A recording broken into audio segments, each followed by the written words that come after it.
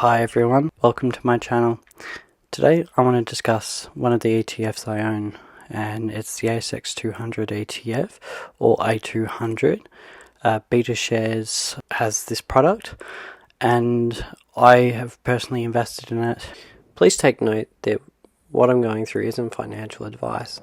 I am going through the facts of this ETF and providing my opinion, but this isn't to be taken as advice on buying the ETF, but informing you of options to you if you want to investigate further and make an investment decision. So here we are on the Beta Shares website for the A200.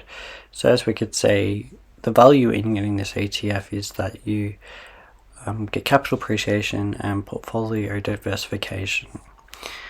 And you buy one share of theirs and you get immediate exposure to the top 200 listed companies on the ASX.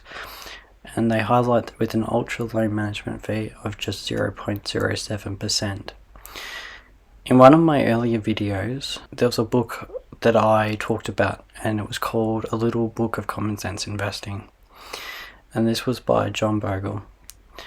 In this book, it taught me the value of having a low management cost and just how important it is when you're investing to take into consideration the management costs of what you invest in, because it can chew into your returns over the long term by a large amount. So, and additionally, Warren Buffett himself encourages investors to buy an ETF for the simple reason that a lot of people find it difficult to match the performance of an index fund over the long term. And for this reason, I'm taking this advice on board and buying an ETF. So let's now go into the details of this ETF. The objective is to match the performance of the ASX200. The benefits are it's low cost, you get portfolio diversification, and you get flexible exposure. And so therefore, let's just say you're making a portfolio of Australian shares, international shares. Let's just say you had a fixed interest fund, you had some in cash, and let's say you had some in crypto. And let's just say when you're designing a portfolio, you want instant access to Australian shares. And so this ETF gives you the benefit of buying the top 200 listed companies. And for this reason, it's a way of reducing a company-specific risk. So here's a short video that you could watch. To access this website, you just type in Beta Shares A200 into Google, and it's one of the first links that you click on, and you can find out more information and watch this video if you're interested in watching it. But essentially the video talks about what I've talked about, and you can just buy the A200 ASX through your broker. So it's very easy to buy. And the fund itself requires no minimum investment, but your broker may have a minimum investment, and it's usually about $500. So you may just want to have a look to see how much your broker needs for you to invest in the first place. So its current price is $125.38, and there's about $1.9 billion in net assets. Management cost is 0.07%. You get a quarterly distribution. So a quarterly distribution helps with the cash flow. So if we inspect the holdings, the top 10 are Commonwealth Bank, CSL, BHP, NAB, Westpac, ANZ, Macquarie, Wesfarmers, and Telstra. So as we can say, Commonwealth and CSL and BHP have quite a significant weighting to the ASX 200. And however, where buying this ETF is different than buying, let's just say, Commonwealth Bank, CSL, BHP outright, is that you get the instant diversification of holding all the top 200 listed companies. So let's say one of the ASX 200 companies isn't performing well. Well, it's not going to completely kill your portfolio. And so this is where the benefit of having the index could be considered reducing your risk than holding just one share. And so there's a benefit of having an ETF in your portfolio rather than trying to individually select stocks. Unless, of course, you think that you could outperform the ASX200 or any real index fund. But as history is a guide, especially from reading John Bogle's book, A Little Book of Common Sense Investing, beating the market is very difficult. Professional fund managers may be able to do it in the short term, but over the long run, the index generally outperforms most funds, and it's actually quite eye-opening reading A Little Book of Common Sense Investing.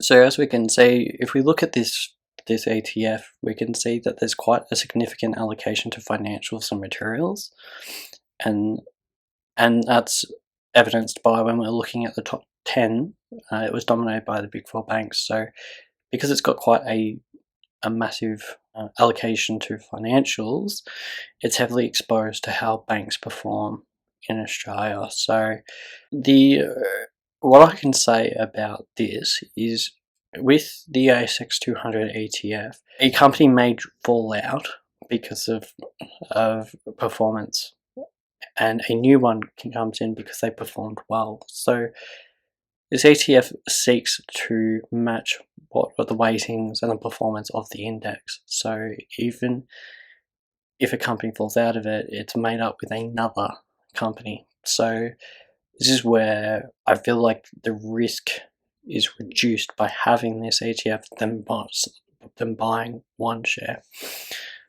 But as we can see, if banks were heavily hit, it could have quite a significant hit to the index, and as a result have a big impact on the ETF performance. So they talk about the fund returns after fees. So in the last year, it's performed really well. The index has gone up 28.73%, and the fund has returned 28.63%. So as we can see, it tracks the index quite nicely.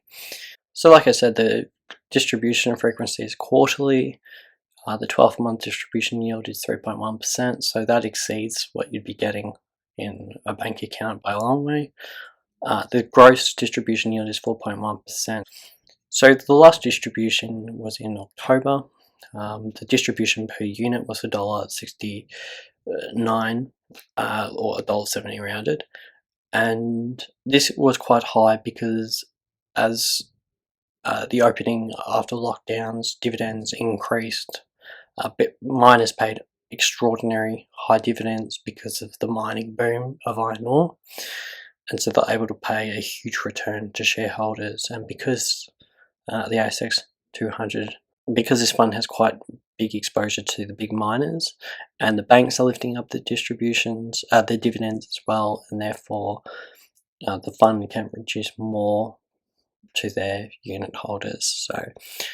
And dividends are bouncing back as the economy is reopening. I imagine going forward, distributions will be higher than what it was in the lockdown affected period. So in summary, this ETF offers a low cost, diversified option to you if you want Australian shares, and at a reduced risk than selecting companies individually.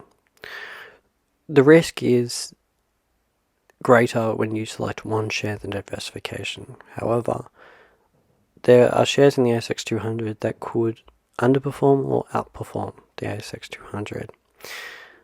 However, there are people who may consider that they don't want to select individual shares because, let's just say, they're time poor, so they don't have the time to analyze financial reports and announcements and follow those shares individually. So buying an ETF, an index fund that tracks the overall index, may be a way to go about it where you don't have to keep on inspecting all the financial reports of individual companies and making sure that and spending a lot of time in making sure that it's still a viable investment. So this way it's quite a passive approach to investing instead of taking a very active approach to investing, and that could appeal to a lot of people. So this is where the ETF may be an option that you're looking for, and the purpose of this video is to give you some facts and my thoughts on this ETF. And for that reason, I have this ETF because I believe that investing in an index reduces risk in selecting individual shares, and because individual shares, when you select, let's just say, a portfolio of about 10 stocks, well, you might have 5 that do well, and then you might have 4 that do bad, and can't offset all those gains. But generally speaking, ETFs keep growing because the top 200 really reflect how the Australian economy is going. And so if you believe in the direction of the Australian economy over the long term, you'd think that the index would keep growing over the long term. And so that's a significant reason why I have this ETF, as well as it's offering capital appreciation and income. So each quarter I'm getting a distribution, which helps with the cash flow, and as I'm getting the distributions, I can reinvest it back into the ETF and let compounding work its magic. Thank you for watching this video today.